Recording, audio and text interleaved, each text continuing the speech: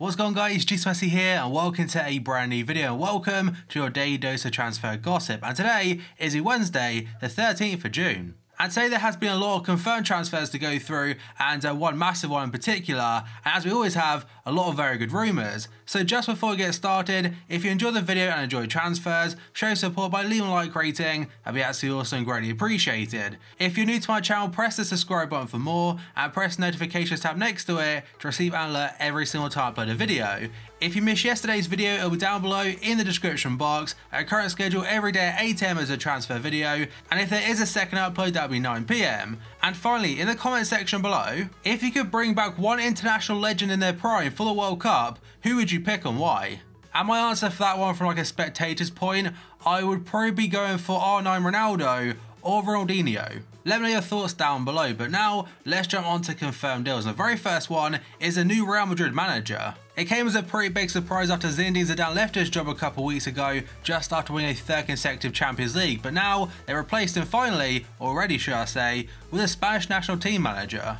His name is Lopetegui and previously has managed the likes of Porto, obviously the Spanish national team, and Real Madrid's B team. He signed a 3-year contract and obviously will take over after the World Cup. Then we've gone to player transfers, and the very first one's for Rangers, being at Katic. The Croatian centre-back is joining from a team called Slaven Belupo on an undisclosed fee, and he's on a 4-year contract.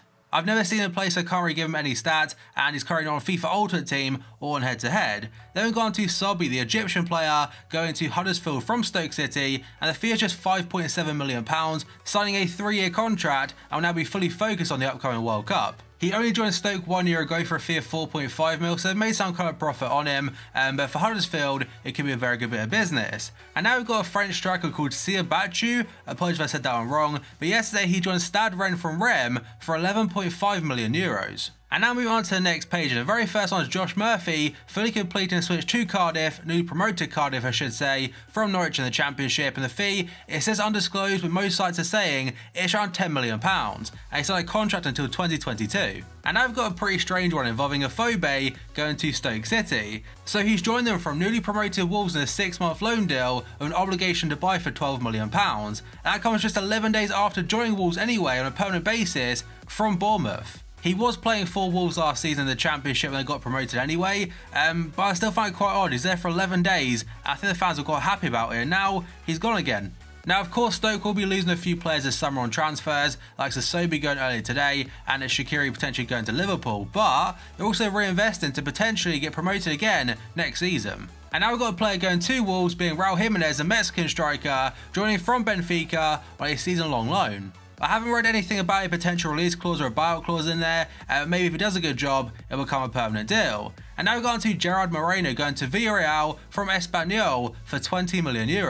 And the fee itself breaks down as €12 million up front, plus 2 lots of €4 million over 2 years. It's his second spell with Villarreal, and the reason it's not costing the €40 million release clause he has is because Villarreal maintained 50% of his rights. And now the final 2 confirmed transfers, the very first one is for Leipzig in Germany. They've signed a Uruguayan left back called Sarachi from River Plate in Argentina for €13.5 million. And I'm pretty sure that's the second defensive signing so far in this summer transfer window. And the final confirmed deal today is a massive one, being Thomas Lemar. So last night it was announced he'll be joining Atletico Madrid from Monaco, and there are still some details to be worked out though over the next couple of days. The actual announcement does say it's a confirmed agreement for the transfer of the player in principle. It should be completely finalised in the next few days, and in regards to a fee, it's not been fully announced just yet, but apparently it's 60 to €65 million. Plus Monaco get a big resale percentage bonus, and it seems he'll be given the number 10 shirt. And so far as transfer winner, Lemar has went to so many different clubs, but now he's found his team being Atletico Madrid. But now let's jump on to potential deals. The very first one is regarding Fernando Torres. According to France Football, Lille are interested in former Liverpool and Chelsea striker Fernando Torres, who is currently a free agent. He was rumoured to be going to the MLS at some point, and in fact last week I think it was, on the J-League website, the Japanese League website, they announced he'd be going to Sagan Tosu and then deleted it.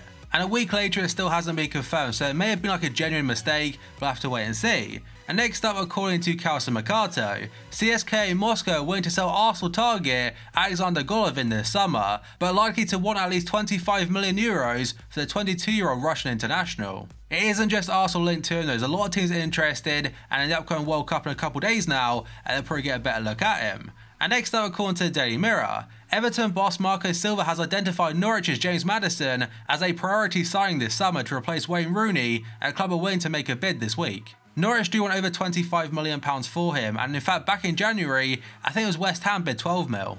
And it does seem more and more likely now that Wayne Rooney will be going off to the MLS to DC United. And next up, according to Sky Sports Italia, Juventus are interested in signing Tottenham midfielder Moussa Dembele and are willing to go close to Tottenham's asking price of 30 million euros. His agent has said a couple of times he won't be signing a new deal with Spurs, so I imagine it could be a free transfer, I think next year. But 30 mil for him, he's such a quality player, I think that's great business. Now do imagine if a Prem club went in for him, for example, like say Man United wanted him, I think it'd be a lot more than 30 million euros. Just I imagine Spurs would take less money for him selling him abroad to the likes of Italy. And now we've got a very interesting one for Arsenal fans. So according to Sky Italia again, Arsenal are in talks with Sampdoria over the potential signing of Uruguayan international midfielder Lucas Torreira, who has a 25 million euro release clause. He is also linked to a move to Borussia Dortmund, who are massively interested in him, and in fact Napoli are also looking at him as a potential replacement for Jorginho. And if Arsenal do sign him as a very good midfielder, and this market 25 million euros, it's not a massive risk. And next up, a very short one according to Sky Sports News again, Everton are interested in signing Hertha Berlin left back Marvin Plattenhardt. That is all it says for now, but I imagine next couple of days we'll definitely find out some more information. And next up, two centre midfielders, one playing for Juve and one linked to them. So according to AS in Spain, Juventus have revived their interest in Mateo Kovacic. The Italians failed in a 75 million euro bid for the Real Madrid midfielder last summer. He has also been linked to Manchester United, Schalke, and now of course being Juve. Do I think he'll move this summer? He has kind of suggested it because he wants more first team football, and at Real, he's kind of limited at that. And the player next to him is going to be Pjanic, and according to COURTOIS Mercato, Juventus have offered the midfielder a deal worth 6 million euros a year until 2023. The player is set to sign it after being wanted by several European clubs. A couple of days ago, he was linked to Manchester City and also Barcelona. And now moving on to the next page, the very first one is going to be Bas Dost. So I mentioned yesterday, the likes of William Carvalho, Joseph Martins, Bruno Fernandes and Rui Patricio have all terminated their contract with Sporting. And it seems another player on that list is Bas Dost. And also keeping into that story then, so according to Ebola, Benfica wants to benefit from Sporting's situation, and the president of Benfica has confirmed they'll try to sign someone. The report is saying that Benfica have offered Bruno Fernandes a contract worth 2 million euros per season with a 4 million euro signing on bonus. And you would assume a lot of teams are currently interested in him because he had a fantastic season for Sporting last year, a crazy amount of assists and stuff,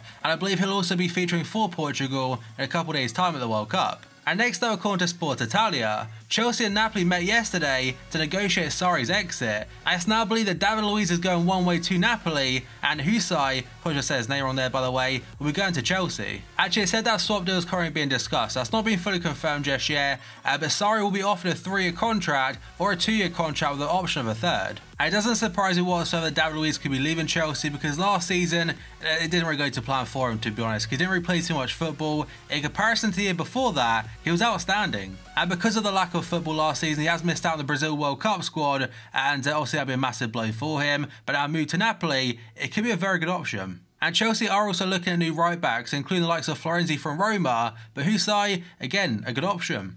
And next up, according to Gazzetta dello Sport, Fiorentina have increased the asking price of Federico Chiesa to £62 million. That's amid interest from Liverpool, Man City and Manchester United. Now honestly, I haven't really seen too many rumours suggesting he'd come to Liverpool. The other two Manchester clubs potentially, that could also be like a rumour there. But for £62 million, I know he's a massive talent, but it does seem very steep. But then again, looking at his profile and transfer marks, he's 20 years old and he's valued at £40.5 million.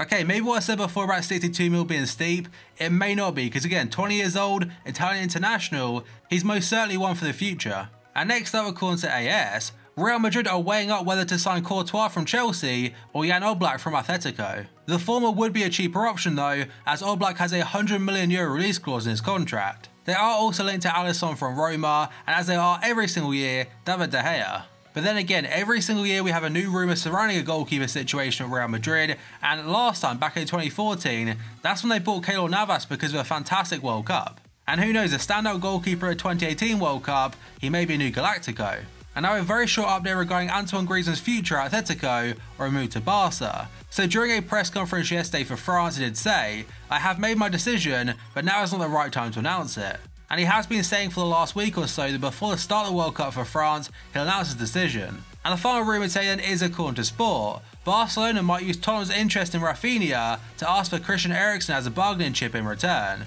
On the other hand, Inter only want Rafinha for a fee of less than €35 million.